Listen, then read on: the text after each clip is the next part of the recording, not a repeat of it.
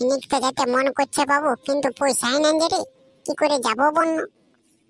ওটা তো আমার কাছেও নাই যে, তো তাই ভাবছি কি করবো বন্য। আমার বাবুকে খুঁজতে হবে, মানছে খুঁজতে হবে, যেতে দিয়েছো যারা ঘরে আলো যে ব্যস্ত বন্য। সেদিন না আমার পেট খারাপ হয়ে গেল, তখন আমাকে হাসপাতালে ভর্তি করতে হয়েছিল। তখন আমার বহুত পয়সা গলে খরচা হয়ে গেছে। দাদা আমি ঘর থেকে বই আছি না, কত করে আদায় করছি সরকারেরা? বেশি না রে, 1,000 টাকা করে আদায় করছি। ওটা খাওয়া দাওয়া যাওয়া আসা মদ মুরগা সব হয়ে যাবে, বুঝলি? হ্যাঁ রে বাবুরা, আমাকে নিয়ে যাবি না তোরা? শোনো হরিয়া দাদু, তুমি যদি যাবে তাহলে আমার চাঁদাটা তোমাকে দিয়ে দিতে হবে। তুমি তো জমা মর গেলো, তোর জন্য আমার চাঁদাটা তোমাকে দিয়ে যাও, নাহলে তোমাকে নিয়ে নেবো না। তোর চাঁদাটা যদি আমাকে দিয়ে নিতে হয় রে, তো সেই টাকাটায় আমি ঘরে 2 বোতল মদ ঘেয়ে পড়ে থাকবো, তাহলে আমি তোদের সঙ্গে যাবো কেন? 500 টাকা দিব, লিখবিস তো বল, আমি তো ঘরেই থাকবো। ওই রকম কি হয় দাদু? তাহলে তুমি এক কাজ করো, তুমি ঘরেই থাকো, তোমাকে পিকনিক করতে হবে না, একটা দিল সে কাহিনী বেঁচে আর পড়ে থাকবে। ঠিক আছে চলতা দাদা, আমি এক সময় নষ্ট করবো না। আমি ঘর যাচ্ছি, আমার মানকে আমার বাবুকে পয়সা খুঁজে নিয়ে তোদেরকে জানাচ্ছি আমাকে কত টাকা দিও, হয় না? তো 1-2 টাকা যদি কম হয় তাহলে তোকে ম্যানেজ করে দিবি। তোর কাল বেলুন টাকা নিয়ে যাবি আর দিয়ে দিবি, পরে আমি তোকে দিয়ে দেবো, হয় না?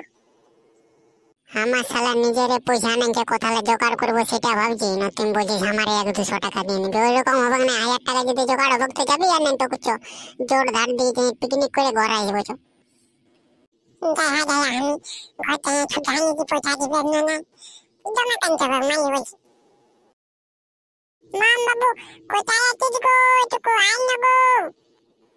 কি হলো বেটা, এটা চেঁচাচ্ছিস কেন রে? বাবু গো কলকাতা জানালো প্রেগনেন্ট আছে, তো বলি আমিও যাবো, আমাকে পয়সা দিন।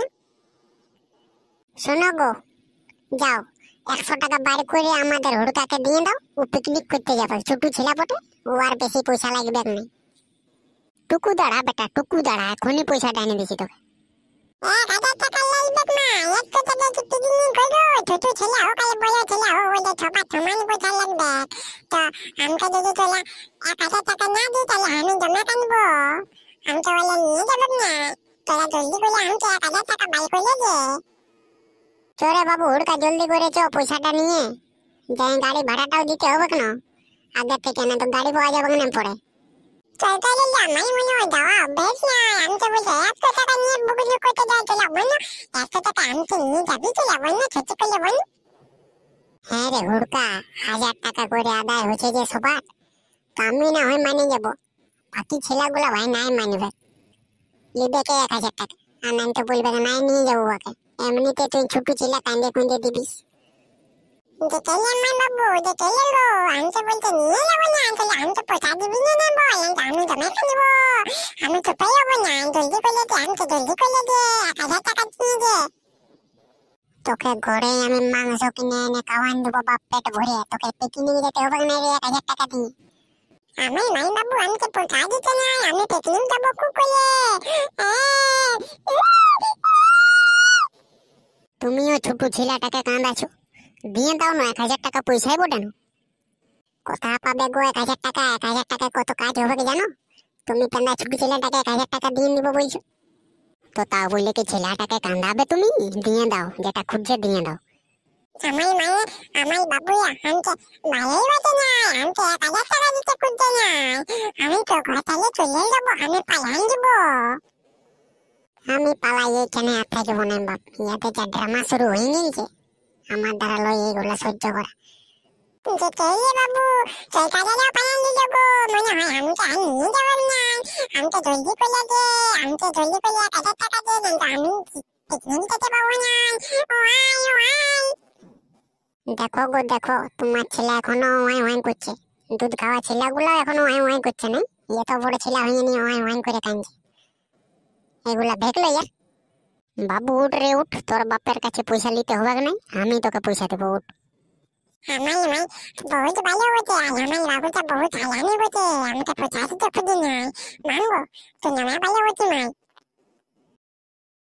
শুনে না মুন্না দাদা, আর আমাদের কলকাতা দাদা, তোরা ততক্ষণ নাই আমরা যখন স্নান করে আসছি আর রাতে নিয়ে একবার খাইয়ে দেবো, তারপর ডিজেটা বাটানি না নাচবো না, কাদা করে দেবো। হ্যাঁ বো, হুড়কা খুড়া আমরা কোনো রাঁধতে এসেছি এখানটা, আজ কোনো রান্না বাড়া হবে না, হোটেলে যেয়ে খাবো, এখন পুরো গান হবে আর নাচ হবে, চলো নাচো।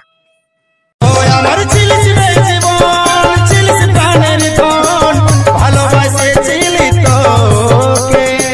মন্না দেখা আর তোর কাদাটা দেখছি না, আমাদের দাদু কত নাচছে, লাল মনে হয় বুঝিটাকে মনে পড়ে গেছে। নাইলেও তো জলদি নাচতে পারি না, বহুত মন খেলা হয়ে যাবো না হয় বলে চাল আমার এত কথা জান। হ্যাঁ বো হজলা খুড়া, এত নাচছো কেন এই বয়সে? কি এমন মনে পড়ে গেল তোমার জীবনের দুঃখ?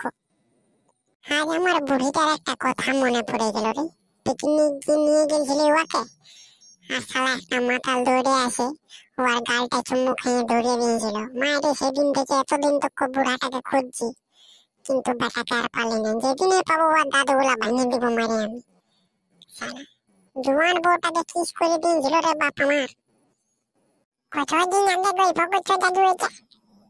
হলো বাপ মোটামুটি 40-45 বছর আগের গল্প বটে এটা। তো হ্যাঁ হল্লা দাদু, তুমি যে বলছেন মানে দাঁতগুলা ভাঙিয়ে দিব, শালা বুড়া বাচ্চা আছে না মজা আছে কোনো ঠিক নেই। আর যদিও বাচ্চা আছে, ওই দাদুগুলা বাচ্চা থাকবে বলি না, একটা থাকবে না, তোমার একটা দাঁত বাচ্চা আছে, তো ওর সাথে করলে থাকাও বলি না তুমি, একটা গল্প করে মাঝে বলছি। তো হ্যাঁ রে হুড়কা, আমার কি ওর দাঁত ভাঙার স্বপ্নটা পূর্ণ হবে না কবু? ওটা হবে না বুঝতে পারছি না দাদু, তবে একটা কাজ হবে এখন, মদ ভেঙে ফুলার নাচা। মদ তো খাওয়া হয়ে গেছে, এবার নাচতে তুলে খুলো। তুই যাবে সোজায়, আমি করব নাই মানা, তুই কেমন জিনিস বটি। বন্ধুরা ভিডিওটা যদি ভালো লাগলো শেয়ার করে দিবে, লাইক করে দিবে, সাবস্ক্রাইব করে দিবে। সাবস্ক্রাইব না করার জন্য আমার ভিডিওটা খেলা হচ্ছে না। এই চ্যানেলে আমার ভিডিও ছাড়তে মন করছে না একটা কারণে, যে ভিডিওগুলো সবাই দেখে আর সাবস্ক্রাইব করে না, কাছে বল জানে না, ওই জন্য আমি ভিডিও ছাড়ি না বেশি। ভিডিও করলেও করতে করলে তোমরা তো করতে দেবে না, তো কি জন্য ছাড়বো? দেখে নিয়ে শেয়ার করে দিবে তবে না ভালো লাগবে।